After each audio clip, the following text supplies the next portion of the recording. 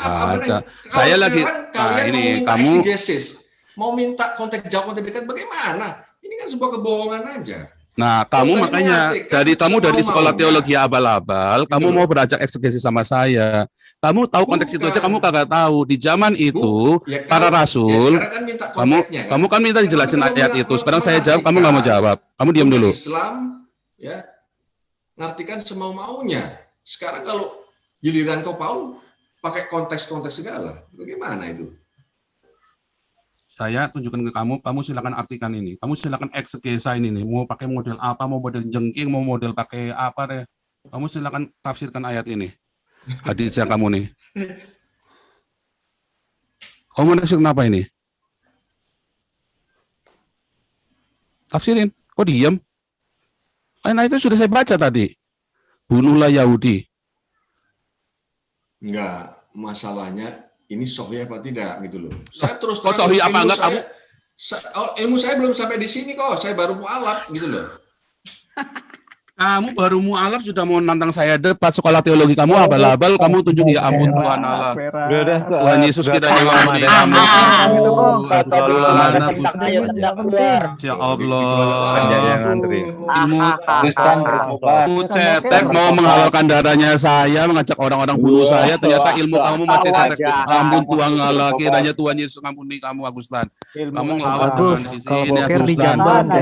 Ini video ini ditonton sama Interpol Agustan. Waduh, kamu ini bikin malu orang Islam aja kamu. Itu kalau saya ini Muhammad, kamu terus saya ikat terus kamu tak suruh tak bacain Al-Qur'an setiap hari, kamu tak suruh baca 1000 ayat kamu. Aduh, suruh Gus Yakut masuk. Menteri Agama saja debat sama saya dia akan minta mati Agustan. Aduh, daripada debat sama saya, dia lebih baik minta mati daripada debat sama saya si Menteri Agama itu. Aduh. Suruh Gus Yakut debat sama saya. Aduh, kroco lagi menghina. Itu namanya orang Islam menghina saya tuh, ngirim Agustan untuk debat sama saya, itu namanya penghinaan kepada Nabi ke-26 itu. Aduh. Oke ini. Ini ada ya ini pansos, dia cuma pansos doang dia ini. Bagus. Udah nggak laku, YouTube-nya dia udah nggak laku, terus sudah pansos doang. Aduh. Oke, Yesus Kristus lanjut. Ini Pak Jenderal, aduh, akhirnya Pak Jenderal nggak bisa masuk lagi nih. Ya, Yesus Kristus silakan. Aduh, ini Pak Jenderal jadi nggak bisa masuk. Sorry Pak Jenderal, minta maaf Pak Jenderal. Ini kalau udah ke sign out memang masuknya susah ini. Oke, silakan Yesus Kristus. Lanjut. Iya, Shalom, Pastor. Shalom. Iya, saya mau bahas saja mengenai firman Tuhan Pak. Nanti tolong dijelaskan. Dalam perjanjian lama itu ditutup dengan kita ini semua halal bagi dia. Oke, biar Yesus Kristus dulu. Kita kembali, tenangkan semuanya, tenangkan. Darah babi halal nggak? Itu hiburan buat kita kayak tadi itu hiburan ya. Jadi kenapa kadang-kadang orang gitu saya kasih masuk ya, itu gunanya supaya buat kejut-kejut, supaya teman-teman ada hiburan, nggak monoton dengerin satu orang ngomong sampai selesai. Gitu nggak apa-apa ya. Oke, stop dulu. Semua stop dulu. Ini biar Yesus Kristus, silakan dinyalakan. Ya, Yesus Kristus silakan. Nyalakan mikrofonnya. Itu Pak si Kungkung dimasukin dulu tuh. Silakan Yesus Kristus. Iya, dalam perjanjian lama ditutup dengan kitab Maleakhi, Pastor. Perjanjian baru dibuka dengan kitab Matius. Yang saya pelajari, jeda waktu dari perjanjian lama dan perjanjian baru itu kurang lebih 400 tahun. Dan biasa disebut dengan 400 tahun sunyi. Apakah dalam jeda waktu 400 tahun tersebut, Pastor, Tuhan Allah sama sekali tidak berfirman, bernubuat, atau berkarya? Ya, mungkin itu saja yang saya mau tanyakan, Pastor. Tuhan Yesus tetap berkarya dalam setiap hidup manusia. Yang tidak ada adalah berfirman. Memang di situ disebut tidak berfirman. Karena kan sudah ada Taurat dan kitab para nabi kan. Nah, dalam 400 tahun itu memang dibiarkan, dan memang saat itu orang-orang Yahudi itu tidak menyembah berhala lagi. Lucu ya, ajaib sekali. Sejak zaman Ezra Nehemia, waktu mereka kembali ke Yerusalem dan mendirikan bait suci yang kedua, orang Yahudi itu benar-benar tidak menyembah berhala lagi, bahkan mereka tidak sujud menyembah kepada manusia. Itu ajaib sekali. Nah, kemudian dalam 400 tahun itu terjadi penyimpangan-penyimpangan oleh para pejabat-pejabat di Bait Suci, yaitu ahli Farisi, ahli Taurat, orang Iya. Farisi, ahli Taurat, orang-orang Saduki, mereka yang berbisnis agama. Hari ini juga banyak ya orang-orang di gereja itu berbisnis gereja, ya. Oknum-oknum, di ajarannya nggak ada, tapi oknum. Nah, bedakan oknum dengan ajaran. Kalau tadi dalam Islam disuruh memang untuk antisemitik kan, anti Yahudi. Tetapi kalau di dalam kekristenan, ya tidak ada disuruh kita beristri dua, malah nggak boleh. Jadi kalau ada itu oknum, harus bedakan ajaran dengan oknum. Nah, itu yang harus kita pahami sekali. Nah, selama 400 tahun memang tidak ada. Makanya terus tiba-tiba datang si Yohanes Pembaptis yang betul. mempersiapkan jalan bagi Tuhan Yesus. Ya kan? Nah, Yohanes Pembaptisnya disebut Elia karena di zaman Yohanes Pembaptis ia itu banyak benar-benar mengembalikan orang Israel yang kemudian mereka habis mengalami konflik, perang, penindasan, dan mereka dipulihkan di zaman Yohanes Pembaptis, sehingga akhirnya banyak orang mendengar pengajaran Yesus. Walaupun akhirnya orang-orang ini lemah imannya dan dihasut oleh ahli Taurat dan orang Farisi, imam-imam, kemudian menyalibkan Yesus. Tetapi Yesus kan mengucapkan pengampunan. Lalu orang yang sama, kemudian mereka yang bertobat ketika Petrus di Kisah Rasul 2, kamulah yang menyalibkan Yesus. Wah, mereka kaget. Ternyata mereka menyalibkan Yesus yang adalah Mesias kan. Makanya mereka tanya, apa yang harus kami lakukan? Nah, di Kisah Rasul 2 ayat 37-38, bertobatlah, berilah dirimu dibaptis, maka engkau akan dipenuhi Roh Kudus. Maka itu, orang yang sama yang menyalibkan Yesus, yang telah diampuni oleh Yesus, mereka datang kepada Yesus dan bertobat. Karena kan mereka benar-benar tidak tahu, mereka dihasut. Beda dengan imam-imam yang ikut menyalibkan Yesus, mereka tahu apa yang mereka perbuat. Makanya mereka tidak mengampuni. Kan Yesus bilang ampunilah mereka karena mereka tidak tahu apa yang mereka perbuat. Tapi imam-imam kepala ini dengan sengaja. Dan bahkan si Hanas disebut dia harus bernubuat untuk tahun itu. Dia tahu. Makanya kalau dia mau datang menerima pengampunan, dia akan diampuni. Tapi dia tidak mau datang kepada Yesus untuk menerima pengampunan masalahnya. Beda dengan orang-orang rakyat jelata ini. Jadi memang puncak dari 400 tahun, itu sebenarnya kalau dihitung ya, itu nanti tepatnya jubilium loh, 490 tahun. Masa jubilium bagi orang Israel. Harusnya kan setiap 49 tahun sekali. Tetapi ini dikali selama 49 dikali 10. 490 dan itu jubilium, nanti diakhiri jubilium itu dengan penghancuran Bait Suci. Zamannya Jenderal Titus itu. Jadi itu memang suatu penggenapan yang luar biasa sekali. Selama 400 tahun itu firman Tuhan itu hanya mereka harus membaca dari Torah dan kitab para nabi, dan itu sudah cukup untuk digenapi oleh Yesus. Saya merinding ngomong ini ya. Ajaib sekali ya. Itu bisa tepat. Bisa tepat sekali itu. Begitu Pak Yesus Kristus. Jadi memang tidak ada. Itulah sebabnya dari Katolik, karena itu jedanya terlalu panjang, dan itu ada banyak kejadian sebetulnya, termasuk ada seorang imam yang namanya Yudas Makabe kan, yang waktu Bait Suci itu dimasuki sama Raja Yunani setelah Alexander. Nah, terjadilah pemberontakan Yudas Makabe itu. Imam itu dia mensucikan, makanya ada Hanukkah itu hari lantern hari kaki dian itu ya, pencucian Bait Suci itu. Hanukkah itu, makanya itu mulai disucikan. Nah, itu sebetulnya ada juga di dalam Matius berapa itu ya. Yesus datang ke Yerusalem di saat hari pentahbisan Bait Suci, dan yaitu Yesus ngamuk, dia obrak-abrik itu meja-meja penukar uang. Karena Bait Suci itu harus suci, bebas dari dagang. Tapi hari ini kita orang Kristen bahkan berdagang di gereja kan, bukan berdagang di gereja dibuat dagang. Ngeri loh. Gereja-gereja dinasti itu, gereja-gereja yang pendeta-pendetanya hedonisme itu gereja dibuat dagang loh. Hati-hati. Nah, itu yang dimaksud itu hari pentahbisan Bait Suci zaman Yudas Makabe itu. Dan itu yang marah-marah di dalam Bait Suci diobrak-abrik semua karena orang mau pergi mempersembahkan korban kepada imam, diperdagangkan ritualnya itu. Wani piro, dombanya kalau bukan dari mereka ditolak, harus yang dari mereka. Dianggap kosher, dombanya ini sempurna, tidak bercacat celah. Kalau yang bukan dari mereka, nanti dicari-cari kesalahannya, sehingga mereka dagang di situ, dan harganya mahal.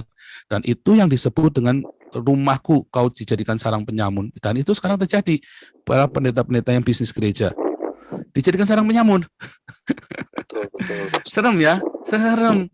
Tapi itu sebenarnya itu nubuatan-nubuatan itu terjadi berulang ya, pola. Itu kan pola hidup manusia berulang pasti. Dan itu selalu lahirlah nabi-nabi yang membersihkan itu. Makanya kita orang gereja karismatik, saya ya dari aliran karismatik, kita percaya yang namanya kenabian itu. Amin. Dan itu yang Agustan nggak tahu yang begitu-begitu, karena Agustan belum lahir baru.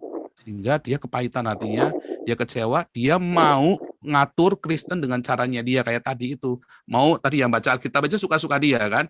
Nah, sekarang saya balikin dia, nih baca Alkitab, kamu mau tafsirkan gimana? Alkitab, karena saya bilang, saya dulu tantang si Agustan, kamu sekolahnya di mana? Ya kan? Saya tahu semua tentang Agustan, tahu komplit, karena teman-teman saya itu semua teman-temannya Agustan. Agustan nggak tahu aja siapa saya. Gitu kan. Saya ini kan pelayanan dari saya SMP, jadi saya tuh kenal banyak gereja, kenal banyak orang-orang itu ya, kenal banyak gereja. Ya, terutama orang-orang yang dulu penginjilan jalanan. Maka Agustan dulu penginjilan jalanan, cuman dia belum lahir baru. Dia nginjil itu cuman gara-gara ikut-ikutan orang-orang kayak Edi Prayitno. Adi Prayitno juga sama ya, dari SES dulu. Agustan dari SES lalu pindah ke STT Tasik yang belum terakreditasi sama sekali. Itu jadi cuman kayak kursusan kelasnya. Mendingan kayak saya gini dari Australia, benar-benar pengajar-pengajarnya saya juga jelas, kampus saya jelas, semuanya jelas. Saya punya sekolah Bible Training Center, jadi nggak beda sama yang Agustan itu ngajar itu nggak beda sama Bible Training Center. Bedanya yang ngajar mereka juga nggak jelas juga sekolahnya di mana, sedangkan kalau saya orang jelas, begitu. Jadi yang aku itulah tadi ya akibat orang-orang dia tidak mendengar suara Tuhan lagi yang tertulis. Ya mereka maunya yang muluk-muluk dan mereka yang maunya yang ngatur. Nah, itu yang terjadi dengan zaman Yesus. Ketika itu sama terjadi dengan pembersihan zamannya Imam Yudas Makabe. Ketika negara pikir bisa ngatur-ngatur orang beragama, itu nggak mau Yudas Makabe, nggak bisa. Akhirnya mereka melakukan ini secara rohani kita ceritakan, itu kan perjanjian lama, jadi metafora ya. Itulah yang terjadi dengan di zaman hari ini. Ketika negara ingin ngatur-ngatur orang beragama. Nah, itu yang terjadi. Makanya sebetulnya kolom agama itu nggak boleh ada, karena agama itu adalah sesuatu yang private, yang pribadi. Dan itu yang terjadi sebetulnya yang Yesus ajarkan kepada kita. Makanya kalau berdoa disuruh masuk dalam kamar tersembunyi, berdoa kepada Bapamu. Artinya apa? Supaya doamu itu jangan dipamer-pamerin kayak orang beragama, sehingga akhirnya orang akan terjadi fanatisme yang membabi buta tentang agama. Nah, itu yang berbahaya justru. Itulah yang berbahaya. Nah, yang tadi Agustan itu tadi bilang, ya, tetapi tidak mengapa sebab bagaimana juga Kristus diberitakan baik dengan maksud palsu maupun dengan jujur. Ini sama seperti pendeta yang jualan ayat-ayat suci, cari subscribernya buat monetasi, ya, terus dia cari sensasi buat dapat uang, atau pendeta-pendeta perpuluhan, ya, yang untuk itu artinya Kristus sudah diberitakan, tapi maksudnya maksud palsu demi duit. Banyak kan pendeta-pendeta yang memang profilnya pendeta dan tujuannya adalah untuk dapat ayat-ayat, jualan ayat demi dapat duit. Nah, itu yang dimaksud. Jadi bukan disuruh bohong. Kristus diberitakan yang penekanannya saya tunjukkan di ini screen-nya. Ini supaya teman-teman tahu. Ini sekalian nyambung pertanyaannya Pak Yesus Kristus tadi mengenai 400 tahun tidak berfirman tadi itu ya. Saya tunjukkan. Baca ayat lengkapnya, Pak. Ini makanya saya bacakan ya. Ya, sebetulnya kita harus baca dari atas, tetapi kita intinya coba lihat ya. Tetapi tidak mengapa, bagaimanapun juga Kristus diberitakan baik dengan maksud. Jadi bukan Kristusnya yang diberitakan takut suruh bohong, tapi tujuannya bohongin. Contohnya pendeta-pendeta yang khotbah sambil mengharapkan uang. Motivasinya bukan untuk orang itu diselamatkan, tapi motivasinya adalah dia supaya dapat uang. Termasuk YouTubers yang demi kejar konten, dia tega untuk memfitnah teman-temannya sendiri, menyerahkan kepada orang Islam teman-temannya sendiri. Nah, termasuk pendeta-pendeta YouTubers yang saling membidatkan demi konten loh.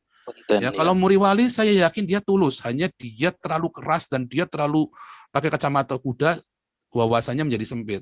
Tetapi kalau followernya dia itu udah kelihatan banget tuh, content minded tuh. Nah, itu yang dimaksud dengan maksud palsu. Artinya, dia sudah ngawur, tapi mereka kan tetap memberitakan Injil. Makanya kita nggak bisa menghakimi dia sesat atau nggak sesat. Karena tadi, maupun dengan jujur. Ya, tentang hal itu aku bersuka cita. Sebab apa? Bagaimanapun juga, Kristus telah diberitakan. Itu yang paling penting. Iya, Kristus telah diberitakan. Itu. Jadi ada orang-orang yang jualan itu ya, pendeta-pendeta yang suka yang pendeta-pendeta perpuluhan yang hobi ngumpulin duit, ya kan? Yang hobi hidup mewah, ya, yang dia jadi pendeta motifnya buat cari duit ya. Ya, karena yang penting Kristus sudah diberitakan oleh orang itu. Masalah dia terbuat dari emas, perak, perunggu atau emas, perak, dari besi, kayu atau jerami, itu urusan dia dengan Tuhan. Yang penting Kristus sudah Tuhan yang menghakimi. Jadi yang dimaksud dengan ayat ini ternyata adalah motifnya, maksud ini loh. Dengan maksud bukan pemberitanya palsu. Wah, makanya si Agustan itu sekolah Alkitabnya sekolah Alkitab abal-abal di STT abal-abal. Makanya saya tunjukkan mana ijazah kamu. Ini STT jelas, ternyata di dalam prosesnya cuma apa? Terdaftar doang. Hermeneutiknya bolos mulu kali Pak Sur. Enggak, bukan. Makanya mengapul segala itu sebenarnya nggak salah juga. Dia nanyain saya, kamu dari mana? Dipaksa, kamu dari mana? Supaya dia yakin bahwa saya ini jelas nggak terakreditasi nggak kampus saya. Artinya kalau terakreditasi, berarti kampus saya ini sudah melewati beberapa step, beberapa tahapan ujian, orang-orangnya, kualifikasi pengajarnya itu jelas.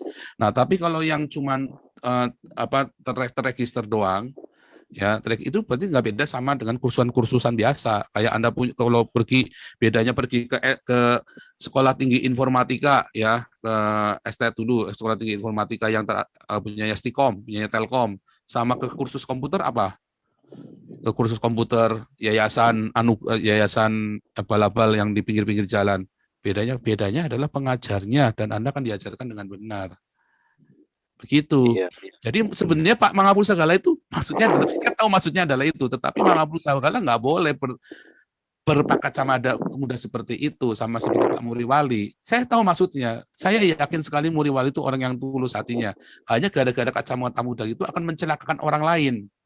Jadi makanya saya bilang jangan terus diboikot dong Muriwali, kasihan gitu. Saya kan bilang bolak-balik jangan diboikot, kita pun terus doakan beliau. Kita minta suatu ketika Tuhan akan bukakan hati dia. Nanti dia akan tahu. Karena beliau bukan orang nggak bermutu ya. Beliau bukan orang nggak bermutu, tapi beliau hanya belum mengerti apa yang kita lakukan. Dan itu nggak bisa kita paksa. Nah, itulah yang selama 400 tahun itu terjadi gap antara orang Farisi ahli Taurat. Apakah orang Farisi itu jahat? Enggak loh. Dia itu yang menjaga keseimbangan supaya pemerintah penjajah itu dari Yunani, Roma, jangan sampai membuat orang Yahudi itu menyembah berhala. Jadi orang Farisi dan ahli Taurat ini yang menjaga keseimbangan. Mereka baik, mereka berusaha untuk menjaga. Tapi kemudian pengikut-pengikutnya Tuhan Yesus nyebut Yesus anak Daud, Yesus anak Daud. Wah, itu berarti mau makar. Oh, mereka takut orang-orang Farisi itu. Makanya saya sering bilang, para teolog-teolog ini akhirnya kami ini menjadi orang ahli Taurat dan Farisi. Kami ini sendiri, kami harus hati-hati supaya kami jangan sampai menghalangi para murtadin ini yang disebut murtadin oleh orang Islam, tetapi beberapa teman bilang nggak boleh disebut murtadin karena mereka itu orang justru datang kepada cahaya terang, yaitu Yesus Kristus kan, sang terang itu toh. Nah, itu kita seringkali, kami orang ahli Taurat dan orang Farisi, teolog-teolog seperti saya ini dan Muriwali, Esra Soru, Yosua Tewu, kami sendiri sering menghalangi orang ini datang. Makanya saya selalu introspeksi. Dulu saya mudah sekali mengatakan orang lain sesat, tetapi setelah saya tahu saya diuber-uber orang-orang Islam mau dibunuh, dan saya tahu murtadin teman-teman saya mau dibunuh sama orang-orang Islam ini, termasuk tadi Agustan kan, setelah jadi Islam dia langsung menghasut orang untuk membunuh saya kan. Teriak rame-rame di YouTube dia, kita akan bunuh Paulus yang dadanya halal, Allahu Akbar, semuanya itu Allahu Akbar semua. Itu penghasutan, itu hate speech. Setelah saya tahu, saya bertobat. Saya berhenti mudah mengatakan orang lain sesat. Karena saya tahu para murtadin ini pun tidak diberitakan dengan dengan dogma, tetapi dengan perjumpaan dengan Yesus. Ternyata nggak gampang ya iman itu. Wah, dari situ saya mulai sadar tuh. Makanya saya lihat ya, 400 tahun tidak ada firman. 400 tidak tahun firman. Orang Farisi ini juga sebenarnya nggak gampang tugasnya loh. Bagaimana firman Torah dan kitab para nabi itu dijaga tanpa mereka berkompromi, tanpa mereka harus menyembah kepada dewa-dewanya orang-orang Yunani dan orang Roma. Mereka harus jaga, mereka menjaga ini. Juga nggak gampang juga. Sebenarnya Muriwali juga nggak salah. Jadi dia tegas begitu nggak salah, hanya kurang sedikit. Dia ada sesuatu yang kurang sedikit. Artinya apa? Nah ini saya dan Muriwali ini ada di sini nih, di ahli Taurat dan orang Farisi. 400 tahun kita jaga, 2000 tahun kita harus jaga itu firman, dan kita turun-temurun kita jaga supaya kalian semua jangan goyang imannya dan tetap dengan kita para nabi selama 400 tahun tanpa firman tadi itu kan. Makanya muri wali pakai bapak gereja, ya kan? Karena tadi 400 tahun ada Yudas Makabe. Nah, itu sama tuh ilustrasinya, muri wali pakai bapak gereja.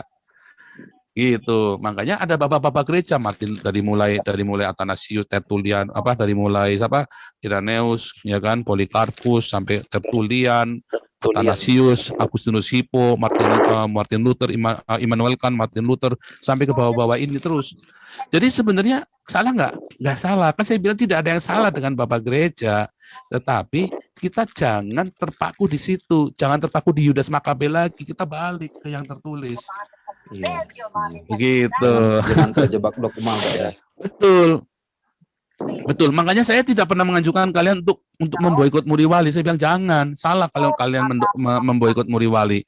Karena begitu Tuhan bukakan buat dia sedikit kan muri wali juga percaya Yesus. Dia orang yang pandai sekali. Makanya kita terus doakan muri wali setiap pagi itu supaya dia sembuh. Jangan sampai dia mati muda. Karena ilmunya banyak dia yang belum kita gali. Kenapa? Dia pemarah masalahnya, baru ditanya dikit marah dia.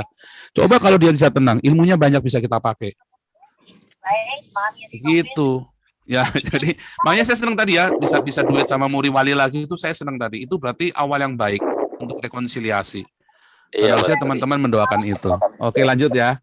Kita lanjut dulu Pak Endro Suryanto dan Pujianto. Silakan Pak Endro. BJS semuanya. Iya Pak Endro, luar biasa. Terima kasih Pak Paul. Ya.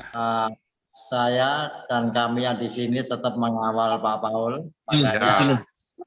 Saya acungi jempol lagi Pak Paul, mantap.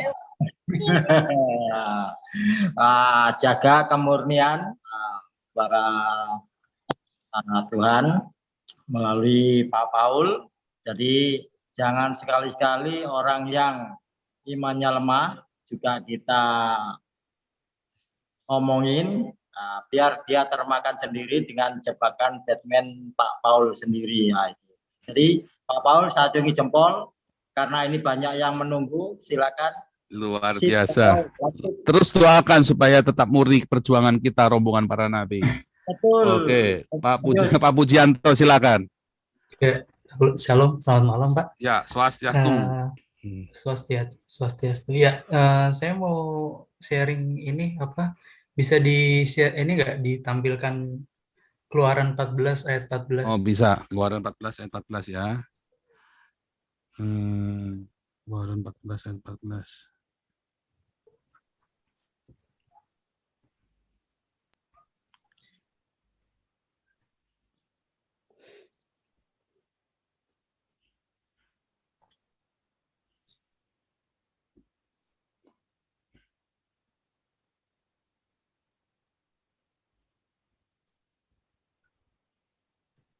Ya.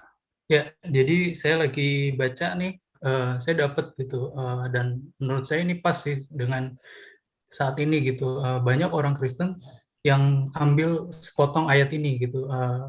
Banyak orang Kristen yang bilang Tuhan akan berperang untuk kamu dan kamu akan diam saja. Tetapi kalau kita lihat lagi di ayat selanjutnya, di ayat 15, ternyata itu adalah ada sambungannya gitu. Jadi ternyata Tuhan nggak suruh kita diam aja gitu. Di ayat 15 tertulis bahwa berfirmanlah Tuhan kepada Musa, mengapakah engkau berseru-seru demikian kepadaku, ya kan? Kata mengapa itu kan, dan Tuhan suruh gitu, katakanlah kepada orang Israel supaya mereka berangkat, dan engkau angkatlah tongkatmu dan ulurkanlah tanganmu ke atas laut, dan seterusnya ya Pak ya. Jadi yang saya tangkap di sini tuh Tuhan tuh nggak ingin kita nih diam aja gitu. Jadi Tuhan tuh juga pengen kita nih bergerak gitu, kita melakukan sesuatu gitu. Dan saya melihat Pak Paul ini udah melakukan gitu untuk bangsa ini. Jadi nggak hanya diam saja seperti yang di ayat 14 tadi, tapi di ayat 15 Tuhan katakan lalu kita melakukan. Itu yang saya tangkap. Dan selanjutnya saya mau tanya nih, saya lagi belajar tentang kitab Henokh. Kalau menurut Pak Paul gimana tuh? Kitab Henokh kan banyak tuh persepsi tentang kitab Henokh. Ya, itu aja deh Pak Paul. Makasih ya Pak Paul. buat saya kitab Henokh itu sama seperti dengan Bapak Gereja. Jadi untuk referensi, tetapi tidak boleh untuk katakan bahwa itu adalah firman Tuhan. Karena itu adalah referensi. Tetapi saya tetap menggunakan kitab Henokh untuk referensi saja. Ya kan, karena itu kan tulisan para rabinik. Henokh itu kan tulisan rabinik termasuk kan. Dan itu dipakai juga oleh orang-orang rabinik, dan gereja ortodok juga masih pakai ya. Gereja ortodok itu juga masih pakai katanya ya. Nah, tetapi saya tidak akan memakai untuk khotbah dan atau untuk berapologia karena nanti akan menjadi nggak pas, karena kitab Henokh itu nanti akan apa namanya ya, menceritakan tentang malaikat, Pak. No, bukan gini. Kalau itu ya justru kan orang-orang belajar tentang malaikat dari kitab Henokh. Tetapi saya justru tidak mau mengakui malaikat-malaikat yang di Henokh. Nah, begitu loh. Jadi saya hanya memakai untuk pengetahuan saja, tetapi tetap di dalam Alkitab yang saya pakai sekarang ini, yang sudah dikanon oleh orang-orang Yahudi di Perjanjian Lama, oleh para rabi ini, dan yang itu yang dipakai oleh Yesus, itu malaikat-malaikat itu tidak disebutkan sebanyak itu. Jadi saya tetap percaya bahwa kitab Henokh levelnya kalau kesahihannya itu setara dengan Bapak Gereja saja. Begitu. Oke, makasih. Jadi untuk pengetahuan saja. Ada lagi kitab Jubile ya, ada kitab Yobel, ya kan? Iya. Nah itu juga sama, itu setara dengan untuk pengetahuan saja. Dan ada lagi nanti kalau dipakai itu Yosefus ya, Flavius Josephus itu yang sejarawan. Nah itu juga sama, itu sejarawan saja. Jadi kita tahu hanya untuk pengetahuan kita, background kita tahu ada sastra-sastra itu. Jadi saya kira begitu. Oke, makasih Bapak. Jadi tetap berhati-hati, tapi tetap nggak apa-apa ya, jangan anti juga ya. Iya. Jadi jangan kalau anti. untuk referensi boleh Pak ya? Boleh, untuk referensi aja kita ngerti, ya kan? Supaya kita mengerti bahwa ada tulisan itu di zaman itu, ya ada tulisan seperti itu, Yobel, Henokh, termasuk Deuterokanonika. Saya tidak menggunakan Deuterokanonika itu sebagai firman Tuhan, tetapi sebagai referensi. Salah satunya Deuterokanonika itu ya. Saya nggak tahu bagaimana dengan di Katolik. Saya pernah bertanya-tanya, tapi katanya juga nggak dipakai untuk rutin pembacaan firman Tuhan. Itu hanya untuk referensi juga ternyata. Katanya ya, maaf yang dari Katolik, ya kalau saya salah. Ya maaf. Jadi begitu. Oke, kita lanjut urutan lagi ya. Balik lagi ke Kopi Kristi. Silakan Kopi Kristi. Om Swastiastu. Om Swastiastu Bali, Ken kabare. Becek. Luar biasa Bali. Pak Paul tetap sehat ya. Luar biasa.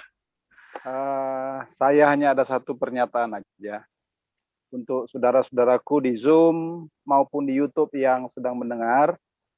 Dan saya selalu berpesan untuk Pak Jokowi. Saya nggak tahu kenapa selalu saya teringat Pak Jokowi. Jadi Pak Jokowi yang terhormat, rombongan para nabi yang dipimpin oleh Nabi ke-26 Pastor Joseph Paul Sang. Kalau di pemerintahan Pak Jokowi membentuk yang namanya Badan Pembinaan Ideologi Pancasila, yang disingkat BPIP, yaitu lembaga negara yang dibentuk oleh pemerintah dan bertanggung jawab langsung kepada Bapak Presiden Jokowi.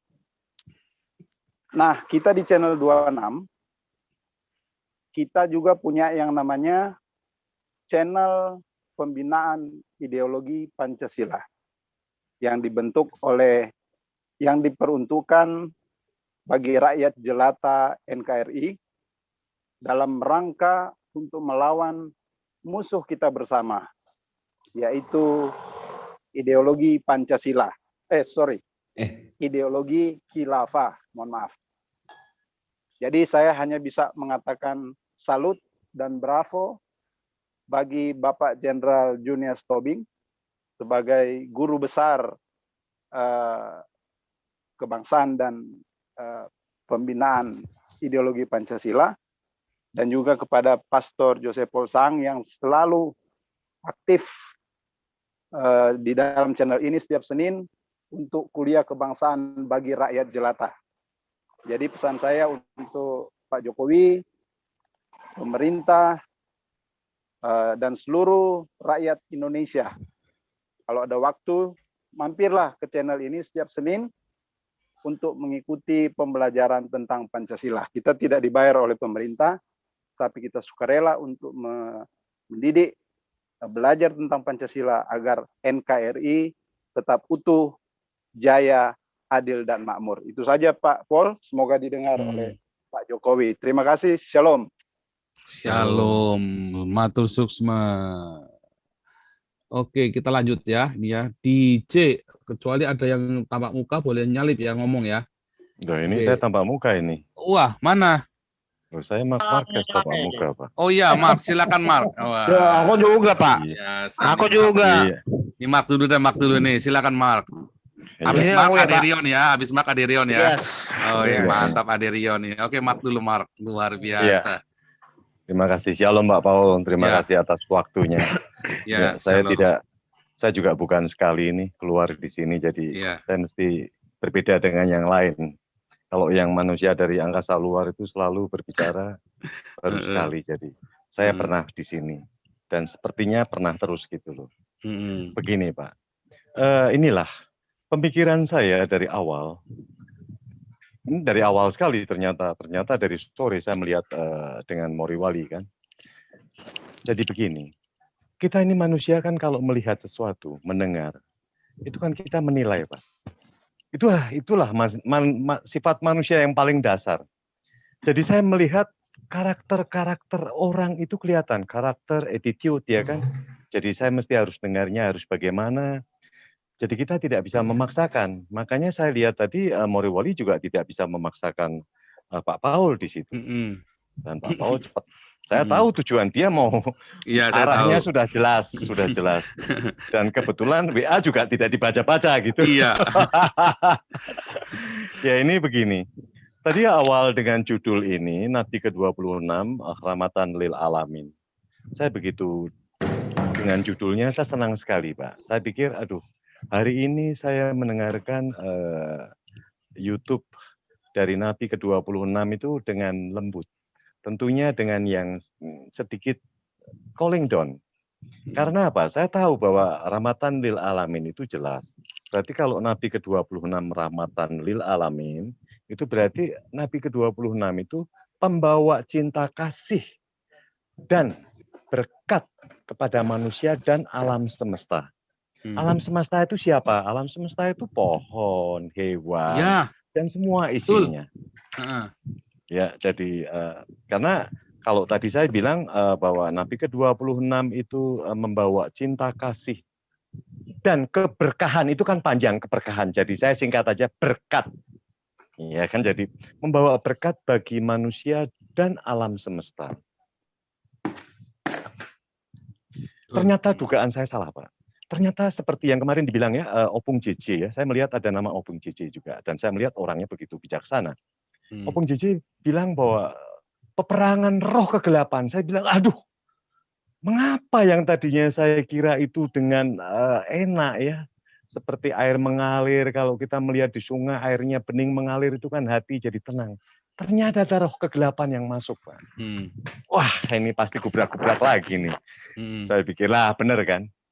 Jadi untung Mbak Paul bisa cepat tanggap dan tidak buang-buang waktu, karena itu adalah salah satu buang-buang waktu.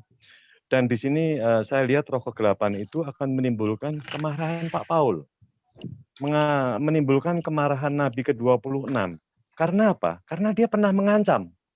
Kalau pernah diancam, tentunya Pak Paul tidak mau dong. Hanya begitu saja, walaupun sebagai orang Kristen, ya kalau mau dibunuh, terima saja. Nggak boleh membalas kejahatan dengan kejahatan. Tapi kan harus pandai-pandai. Ya kalau dia mau membunuh via dunia maya, silahkanlah dia bawa. Saya juga melihat dia bawa samurai di depannya si layar teologi atau siapa, ditunjuk-tunjukkan kehebatannya dia. Saya tahu manusia itu semestinya. Karena saya melihat dari satu penampilan, Pak, karakter, attitude, bahwa manusia ini semestinya itu, saya bilang, bukan kelasnya orang nakal. Orang itu tuh bukan kelasnya orang nakal. Belum Jadi levelnya karena lah. dia sudah berkumpul, dia sudah berkumpul dengan orang-orang yang sepertinya berani kalau banyak, dia akan melakukan itu. Karena kalau dia tidak melakukan itu, dia akan dibilang cemen. Anak laki saya bilang cemen itu. Nah, jadi supaya tidak kelihatan cemen, dia akan selalu memperlihatkan sesuatu yang padahal di dalam hatinya bertentangan dengan dia. Aduh, Saya ini yakin nggak bertentangan, pernah Pak. Karena Agustan tuh zaman jadi Kristen itu orangnya katanya baik sekali, Pak. Makanya Iya, Pak. saya heran sekali. Nggak percaya saya, percaya. Kamu percaya saya, Agustan dulu orang baik banget, dia bilang begitu. Karena pengen pengakuan, Pak. Ya, kita mesti melihat, pengen pengakuan dan kita harus memaklumi. Kita sebagai orang-orang yang sadar, ya kan, orang yang sudah makan asam garam, kita memaklumi.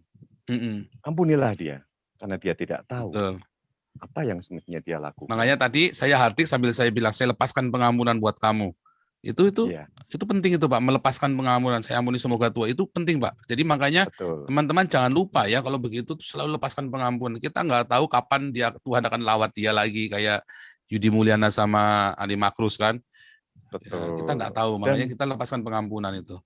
Dan tanpa sadar, dia punya bibir bisa berkata-kata sendiri. Bahwa, aduh saya ini semestinya belum ahlinya di Alkitab dan di Al-Quran. Jadi ya ampunilah. Dia mengakui sesuatu yang mengakui saya sudah bilang bagus. Gentleman. Sudah bagus Gentleman. Saya angkat, saya bilang salut gentleman. Betul, ya. Jadi kita harusnya salut ya, orang mau ngaku. Ya, salut mengaku. Jangan dimusuhi, jangan terlalu dipocokin juga ya, kalau sudah ngaku ya. Iya, karena tidak boleh dipojokin orang seperti itu apa? Karena perlu diingat loh, yang di sini semua.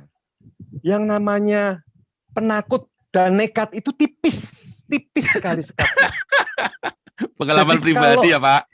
Iya. Iya, takut sama nekat. Hati-hati. Saya justru paling saya waspada, saya menghadapi orang yang penakut, Pak. Karena orang penakut itu dia dengan nekat, itu sekatnya seperti kalau kita makan salak, itu kulitnya yang ari itu kita buka, jadi setipis itu. Kalau orang penakut kita cecar dia, bisa berbalik. Jadi sedikit cerita, saya punya teman jago di fighting on street di Jaku. Waktu itu masuk di kota, Pak. Di kota ya kan dia mau ngerek bendera di situ. Ternyata apa? Dia hanya orang ini sudah ketakutan, Pak. Di waktu malam dia di situ ada orang yang kelihatannya dianggapnya jagoan, tapi sebenarnya orang itu bukan jagoan karena dia punya gerombolan aja. Jadi dia itu sebenarnya penakut. Karena dicecar terus, Pak. Dia nggak taunya bawa ballpoint itu belakangnya itu pisau, Pak. Hanya seberapa sih panjangnya? Paling 15-20 cm. Ya kan? Itu teman saya ditusuk, Pak. Persis jantungnya. Persis jantungnya. Jago, Pak. Jadi kalau dia memang dia seorang taekwondoin, dia kalau di ring, ya kan dia tidak selalu menang. Tapi begitu di on the street, Pak, perkelahian bebas, musuhnya pasti jatuh deh. Tapi kalah dengan seorang yang cemen, karena dia pukul terus, dia desak. Padahal orang itu sudah ketakutan. Jadi dia berbalik, dia masuk jus. Persis di jantung, Pak. Aduh, saya lihat teman saya kasihan. Konyol kan? Konyol kan? Ya. Itu super konyol. Nah inilah saya bilang. Jadi karena dia pengakuan bahwa dia istilahnya belum fasih atau belum paham di pengajaran dia yang dulu ataupun yang sekarang, kita harus memaklumi. Ini begini, belum lama saya itu bicara dengan ulama, Pak. Saya bilang sebut ulama, maaf ya sedikit ya, ini bercerita jadi agak panjang sedikit. Ulama, Pak.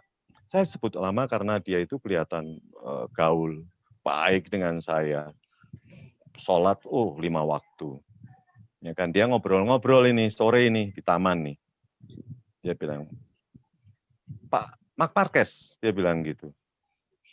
Bapak sering ke ini enggak, main-main di YouTube enggak? Ya saya kalau nganggur sih saya suka main di situ, padahal setiap hari, Pak. Terus dia bilang, loh dia tahu kasusnya dengan ini, ada Nabi ke-26 gini. Oh ya saya tahu, Pak. Ada apa, Pak? Wah itu mengerikan ya. Kenapa mengerikan? Mengerikan beritanya, dia bilang gitu. Nah, terus dia tanya, Pak Mark Marquez, dia tanya, Pak Mark Marquez kalau lihat begitu, kan Pak Mark Marquez ini kan memang dulu pindahan, sekarang jadi Kristen. Oke, iya kenapa Pak? Itu kan banyak Pak ya, orang yang menghujat-hujat Yesus Kristus ya kan, dibilang beranak, dibilang tidak disalib, ya kan, terus dibilang pakai kolor, ya kan, dibilang dia itu punya anak, punya istri. Saya bilang, saya pedes telinga saya kaget, saya bilang gitu. Marah nggak Pak? Awalnya saya marah, habis itu gimana Pak? Saya kasihan. Kenapa? Loh, tidak hanya itu aja Pak, dikata-katain jorok. Terus Bapak kok nggak marah, kenapa? Dia bilang begitu. Karena begini, kenapa saya harus marah? Dia itu semestinya baru mempertontonkan dia punya karakter dan kejelekannya sendiri. Saya bilang itu. Loh, Bapak bisa misalkan dia dari Muslim ngomong gitu dengan dia memfitnah atau menghujat, dia punya Tuhannya orang lain, menista, apakah terus dia itu menang? Ini ada feedback nih Pak suaranya. Coba. Nggak, bagus kok. Ada feedback ya Pak? Sebentar. Ada feedback. Adrian saya tutup dulu ya. Oke, udah. Ya. Saya mendengar suara feedback ke saya ini. Iya, oke. Jadi dia bilang, kenapa tidak marah? Saya tidak marah karena dia justru memproklamirkan bahwa dia ini mempunyai karakter yang jelek. Dia menghujat Tuhannya orang lain, itu kan tidak bagus. Benar juga ya, Pak ya. Nah, terus dia tanya, Pak Indro tahu dengan Nabi 26 itu yang namanya Pak Joseph Paul Chang. Oh, saya tahu. Terus kenapa Pak saya tanya gitu? Apakah dia itu menyuarakan begitu, terus dia ingin bahwa yang namanya mualaf-mualaf atau ustadz-ustadz yang menghujat Tuhannya dia, itu supaya dihukum di Indonesia. Dia tahu Pak kalau Nabi 26 ini tidak ada di Indonesia. Apakah dia itu mempunyai tujuan bahwa orang-orang ini ditangkap dan dipolisikan atau istilahnya dihukum dengan hukuman penistaan agama juga? Saya cuma bilang, saya yakin Nabi ke-26 yang namanya Joseph Paul Chang tidak mengharapkan atau target dia itu bukan ulama-ulama atau ustadz atau apologet Kristen yang menghina, menista, dan menghujat Tuhannya orang lain. Pasti.